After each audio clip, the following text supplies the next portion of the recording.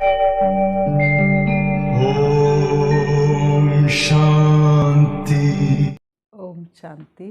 24 नवंबर 2022 प्रातः मुरली। ओम शांति। बाप दादा मधुबन। बाबा ने बताया, आज मीठे बच्चे, तुम्हें श्रीमत पर पूरा पूरा ध्यान देना है। बाप का फरमान है, बच्चे मुझे याद करो और नॉलेज को धारण कर दूसरों की सेवा करो। मीठे बच्चे, तुम्हें श्रीमत पर पूरा पूरा ध्यान देना है। बाप का फरमान है, बच्चे मुझे याद करो और नॉलेज को धारण कर दूसरों की सेवा करो। करते चलो सबका भला, जीवन जीने की ये है कला। कर भला तो होगा भला, जीवन जीने की ये है कला। प्रश्न है, बाबा बच्चों की उन्नति के लिए कौन सी राय बहुत अच्छी देते हैं? उत्तर, मीठे बच्चे अपना हिसाब किताब पोता मेल रखो। अमृत वेले प्यार से याद करो, लाचारी याद में नहीं बैठो। बाबा ने कहा, अमृत वेले प्यार से बाबा को याद करो, लाचारी हालत में नहीं बैठो। श्रीमत पर देई अभिमानी बन, पूरा पूरा रहम दिल बनो। बनो महान, करो कल्याण, तो बहुत अच्छी उन्नति होती रहेगी। दूसरा प्रश्न, याद में विघ्न रूप कौन बनता है? उत्तर, पास्ट में जो विक्रम किए हुए हैं वही याद में बैठने समय विघ्न रूप बनते हैं। तुम बच्चे याद में बाप का आह्वान करते हो, माया भुलाने की कोशिश करती है। तुम बाप का आह्वान करते हो और माया तुम्हें बाप को भुलाने की कोशिश करती है। तुम याद का चार्ट रखो, मेहनत करो तो माला में पिरो जाओ। बाबा ने कहा, तुम याद का चार्ट रखो, मेहनत करो तो माला में पिरो जाएंगे। गीत है तू प्यार का सागर है, तेरी एक बूंद के प्यासे हम। ये किसका गीत है? भक्ति मार्ग का। लेकिन हम इस पूरे गीत को अगर सुनेंगे तो इसके बोल इतने अच्छे हैं कि लगेगा कि वास्तव में किसी ज्ञानी आत्मा ने बनाया हो। ओम शांति। यहाँ जब बैठते हो तो बाबा की याद में बैठना है।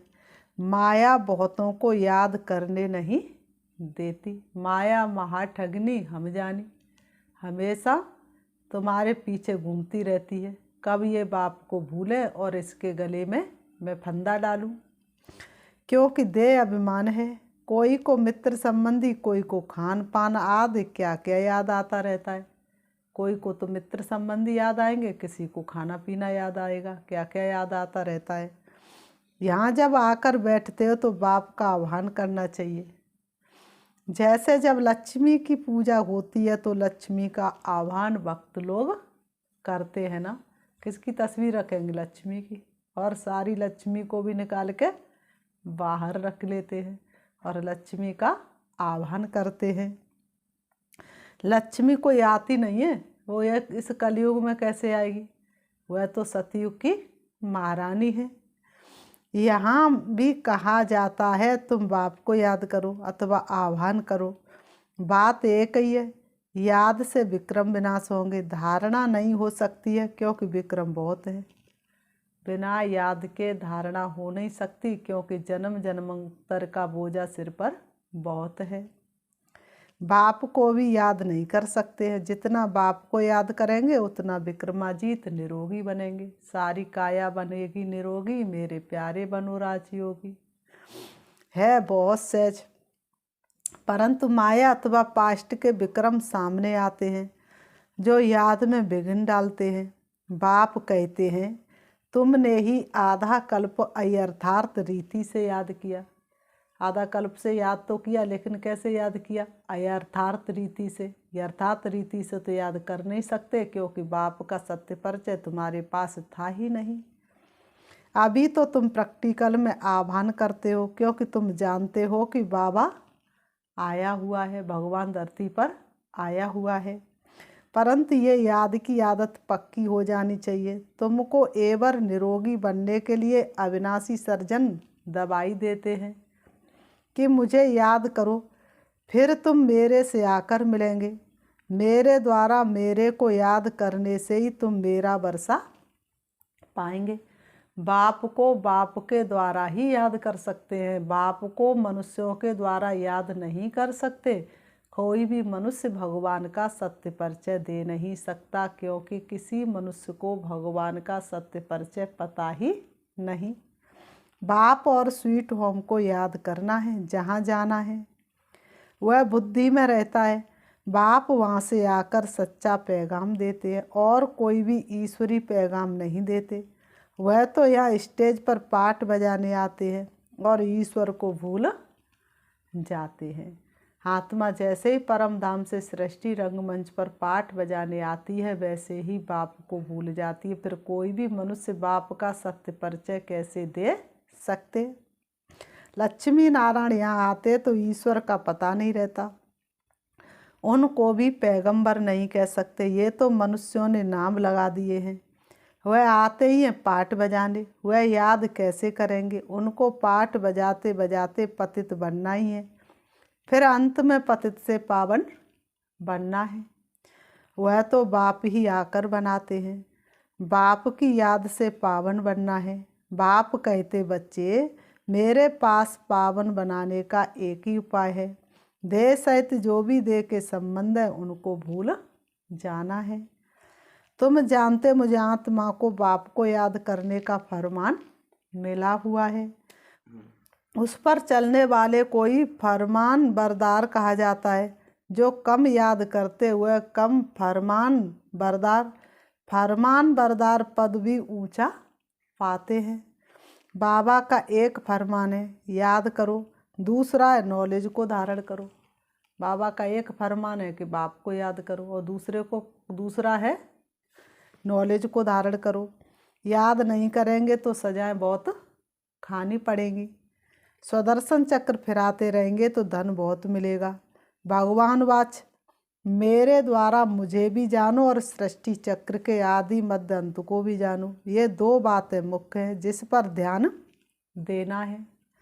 श्रीमत पर पूरा ध्यान देंगे तो ऊंच पद पाएंगे। फिर रहमदिल बनना है, सबको रास्ता बताना है, सबका कल्याण करना है।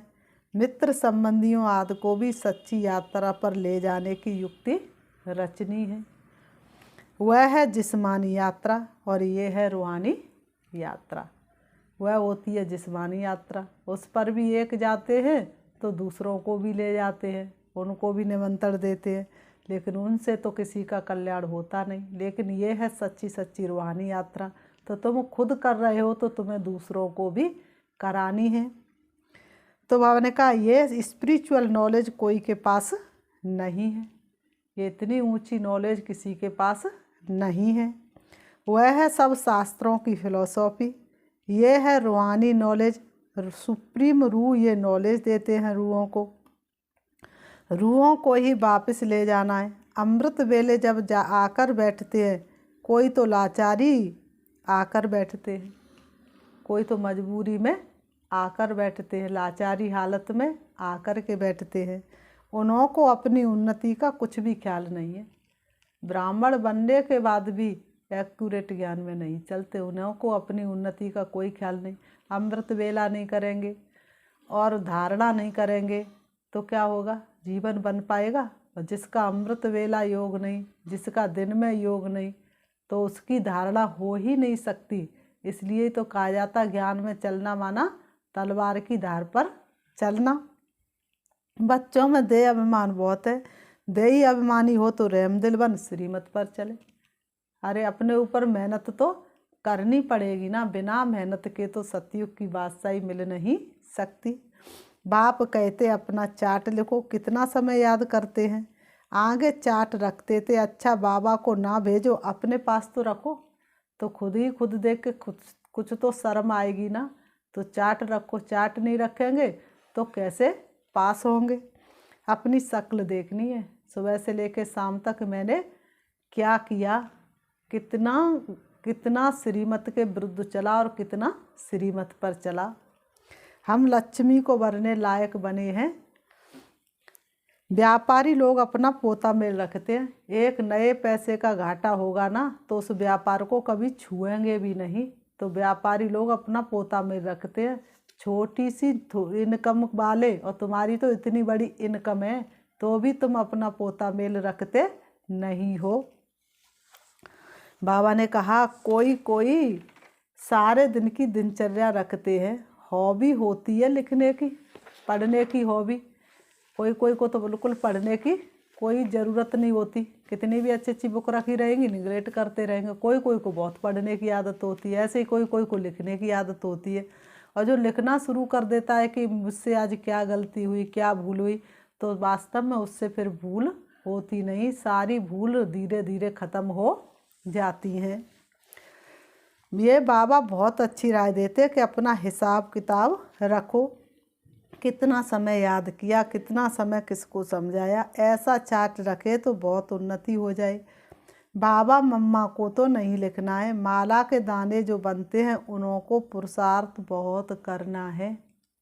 बाबा ने कहा ब्राह्मणों की माला अभी नहीं बन सकती, आज इतने पुरुषार्थी, और कल एकदम चट से ऊपर से नीचे गिर जाते हैं। अंत में बनेगी जब रुद्र की माला बनेगी। ब्राह्मणों की माला तो बदलती रहती है। आज 3-4 नंबर में है, कल लास्ट 16,001 में चले जाते हैं। कोई गिरते तो बिल्कुल दुर्गति को पा लेते, फिर बाप को याद कर न सके। माला से तो गए, प्रजा में भी चांडाल जाकर बनते हैं।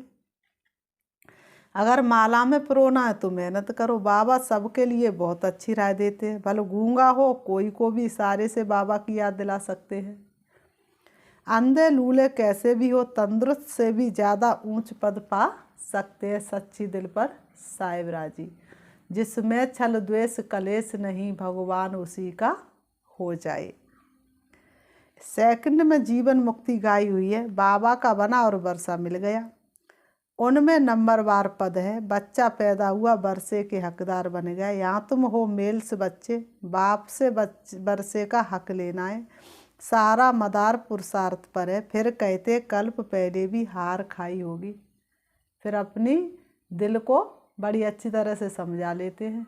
कल्प पहले भी तो हार खाई होगी, सो अब खाई क्या बड़ी बात है। बॉक्सिंग है ना, पांडवों की थी माया रावण के साथ लड़ाई। कोई तो पुरुषार्थ कर विश्व के मालिक डबल सिरताज बनते हैं। कोई फिर प्रजा में भी नौकर चाकर बनते हैं। भाग्य की कलम किसके हाथ में? भगवान के हाथ में कि आप सबके हाथ में है? सभी यहाँ पढ़ रहे हैं। राजधानी स्थापन हो रही है। अटेंशन आगे वाले दानों तरफ जाएगा। 8 दाने कैसे चल रहे हैं, पुरुषार्थ से मालूम पड़ जाता है। ऐसे नहीं अंतर्यामी है, सबकी दिल को जानते हैं। नहीं जानी जाननहार अर्थात नॉलेजफुल है। सृष्टि के आद मध्य अंत को जानते हैं। तूने ही भेद खोले सारे अगम निगम के।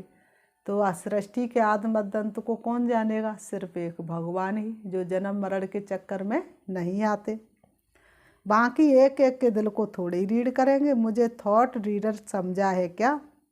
वास्तव में मैं जानी जाननहार अर्थात नॉलेजफुल हूँ। सृष्टि के आद मध्य अंत की मेरे पास नॉलेज है। ये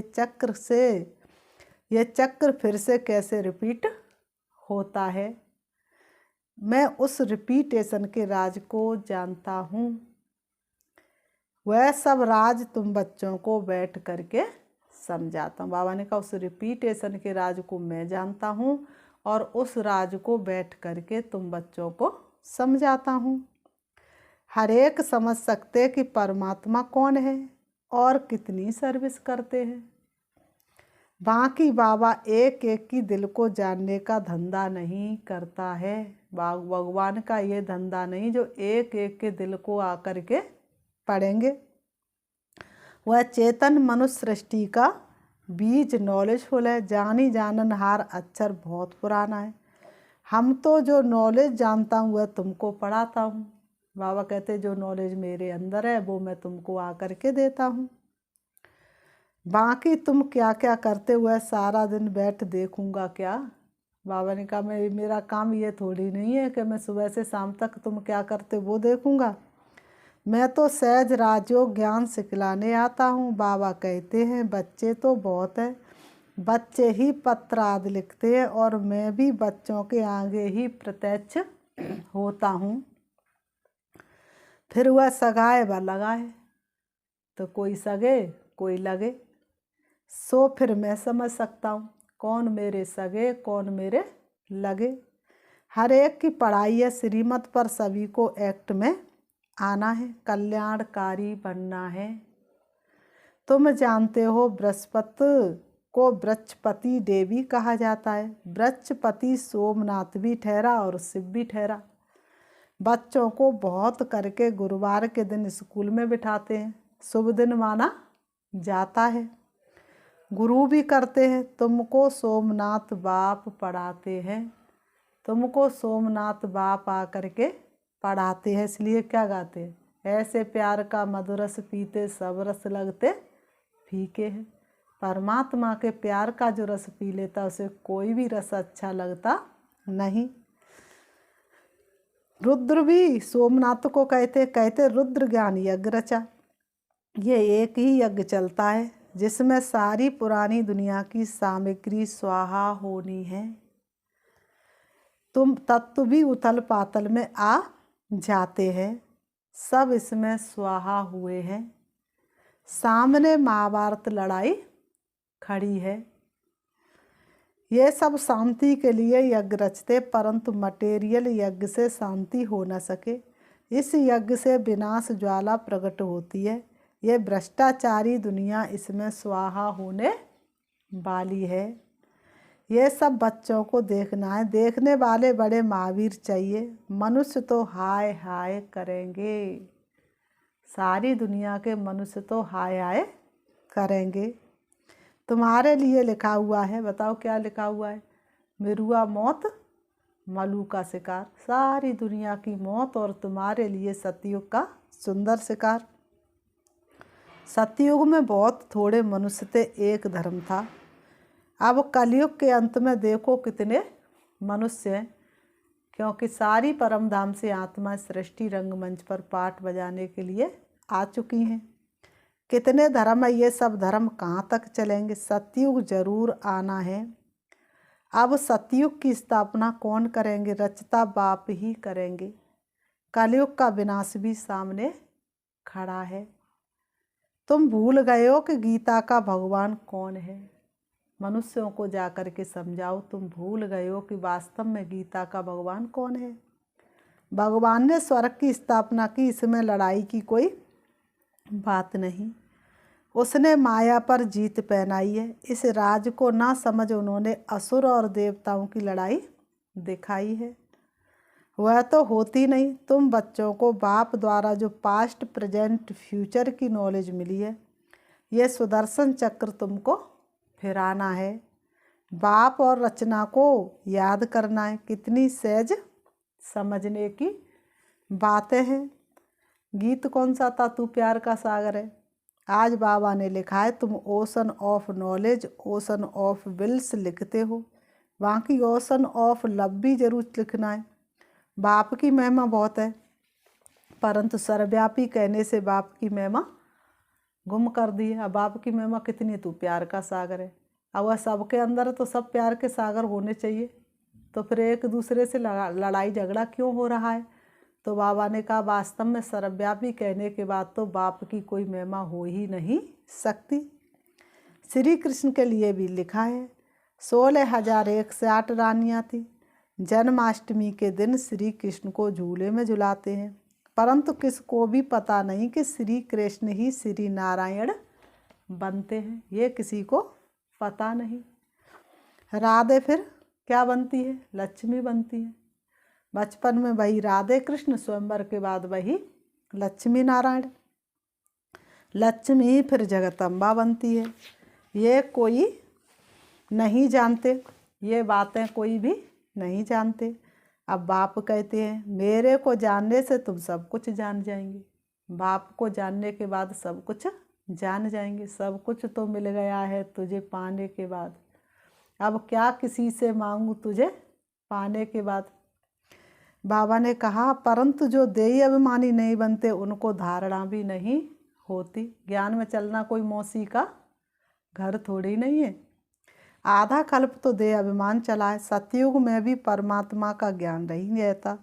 यहाँ पाठ बजाने आते और परमात्मा को भूल जाते हैं। यहाँ सृष्टि रंगमंच पर जैसे ही पाठ बजाना शुरू करते और अपने प्यारे घर और परमात्मा को भूल जाते हैं। ये तो समझते हैं आत्मा एक शरीर छोड़ दूसरा लेती है, परंतु वहाँ दुख की बात नहीं। ये परमात्मा की महिमा है। ज्ञान का सागर, प्रेम का सागर, एक बूंद क्या है? मन मना भव, मध्याजी भव। ये मिलने से हम विषय सागर से क्षीर सागर में चले जाते हैं। स्वर्ग में घी दूध की नदियाँ बहती हैं, ये सब महिमा है। बाकी घी दूध की नदी थोड़ी हो सकती है।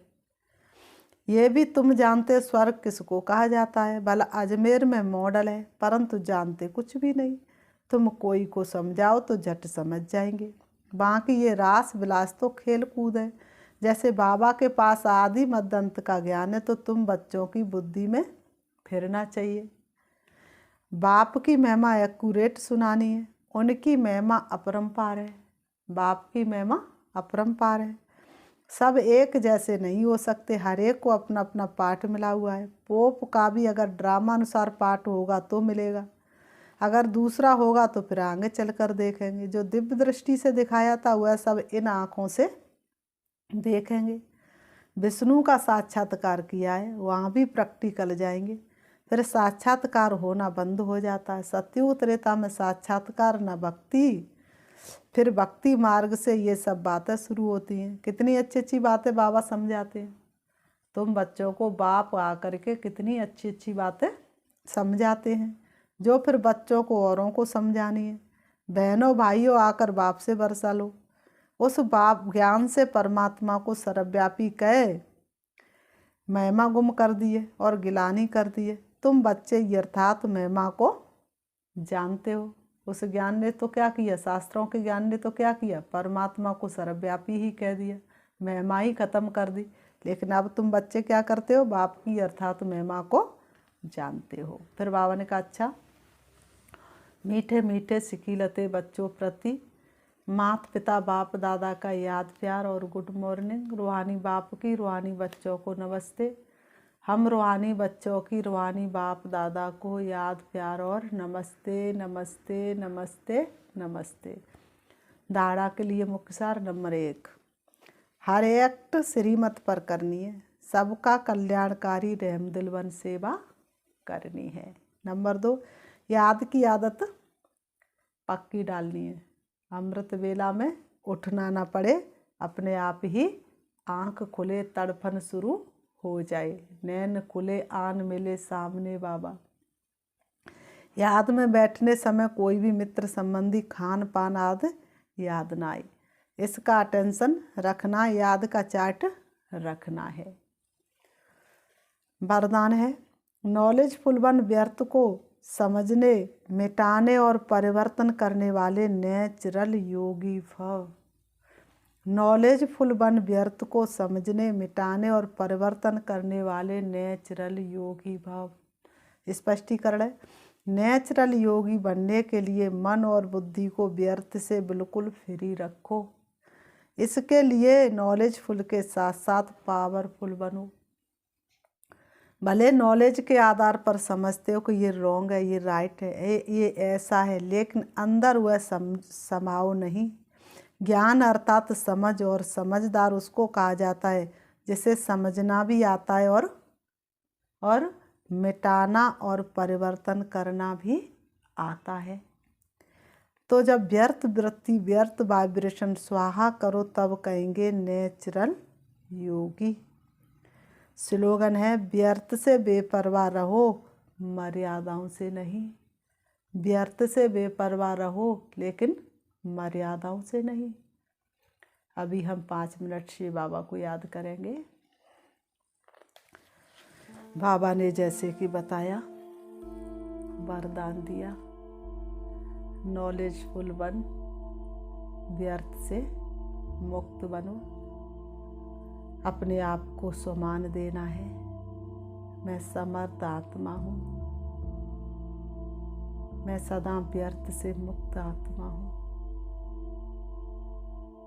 मैं शक्तिशाली आत्मा हूँ, मैं सातों गुणों से भरपूर आत्मा हूँ। दोनों ब्रहों के बीच ब्रकुटी में विराजमान हूँ। शरीर मेरा वस्त्र है जो मैंने थोड़े से समय के लिए धारण किया है। वास्तव में मैं सर्वशक्तिवान बाप की सबसे प्रिय संतान हूँ। मुझे आत्मा ने सृष्टि रंगमंच पर सतयुग से लेकर के संगम तक बहुत सुंदर पाठ बजाया। पाठ बजाते बजाते मैं अपने घर को और प्यारे पिता परमात्मा को भूल गई। नॉलेजफुल बाप ने आकर के ब्रह्मा बाबा के तन के द्वारा मुझे सृष्टि के आदि मध्य अंत का ज्ञान बताया। अब मैं आत्मा अपने पिता परमात्मा से मिलने के लिए इस देह की दुनिया से दूर चली जा रही हूँ। उड़ रही हूँ उमंग उत्साह के पंखों के द्वारा, अपने लाइट की किरणों को चारों तरफ बिखेरती हुई मैं आत्मा पहुँच जाती हूँ अपने प्यारे घर परम धाम में, जहाँ किरणों रूपी बाहों को फैलाए हुए प्यारे श्री बाबा मेरा आह्वान कर रहे हैं, इंतजार कर रहे हैं। मैं आत्मा किरणों रूपी बाहों में जाकर के समा जाती हूँ। मैं बाबा की किरणों रूपी बाहों में समाती जा रही हूँ, समाती जा रही हूँ, समाती जा रही हूँ। मुझे सर्व संबंधों का अनुभव हो रहा है। सर्व प्राप्तियां मुझे हो रही हैं। मुझे देह और देह की दुनिया का कुछ भी याद नहीं आ रहा है। प्यार के सागर बाप से मैं भरपूर हो रही हूँ। मुझे अतीन्द्रिय सुख और आनंद की अनुभूति हो रही है। कितना सुंदर ये अनुभव है। इस अनुभव को मैं वर्णन नहीं कर सकती। मैं धन्य होती जा रही हूँ। मेरा जीवन धन्य धन्य हो गया बाबा। आपके प्यार को पाकर के मुझे असीम शांति की अनुभूति हो रही है। मैं क्या थी, आपने मुझे क्या बना दिया। अब मैं बाबा से सर्व शक्तियों को धारण करके वापस आ रही हूँ। सारे विश्व की आत्माओं को बांटने के लिए मैं आ रही हूँ परम धाम से नीचे।